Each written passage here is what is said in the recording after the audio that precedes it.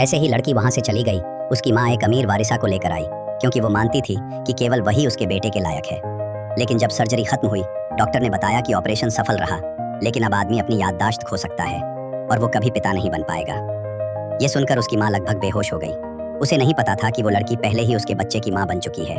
5 साल पलक झपकते ही बीत गए। उस महिला ने अपने बच्चे को अकेले पाला और हमेशा अपने पुराने प्यार की तस्वीर अपने पास रखी। किस्मत का खेल देखिए, एक दिन उनकी फिर मुलाकात हो गई। जब महिला अपने बेटे के साथ वहां से जाने लगी तो अचानक सीईओ ने उसे रोक लिया और पूछा, क्या हम पहले कभी मिले हैं? महिला को लगा कि उसने उसे पहचान लिया है, लेकिन उसने बताया कि उसका ब्रेन सर्जरी हुआ था और उसे कुछ भी याद नहीं। ये सुनकर महिला ने राहत की सांस ली और धीरे धीरे उसे गौर से देखने लगी। वो खुश थी कि उसने उसे भुला दिया, क्योंकि भूल कर ही वो अपनी जिंदगी बेहतर जी सकता था।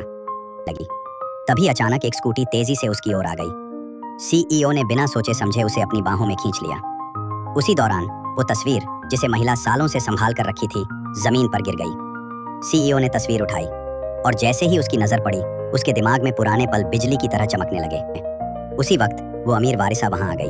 सीईओ का हाथ कसकर पकड़ा और महिला के सामने ही ऐलान कर दिया, हम जल्द ही शादी करने वाले हैं। ये सुनकर महिला का दिल टूट गया। वो आंसुओं में भाग गई, लेकिन उसे नहीं पता था कि सीईओ अब उनके अतीत पर शक करने लगा है। उसी रात सीईओ ने वारिसा से शादी टाल दी। ये सुनकर वारिसा गुस्से से पागल हो गई। अगले दिन वारिसा ने महिला को एक होटल में बुलाया, केक डिलीवर करने के बहाने। वहां पहुंचते ही उसने उसे जबरदस्ती पूछा कि क्या बच्चा सीईओ का है।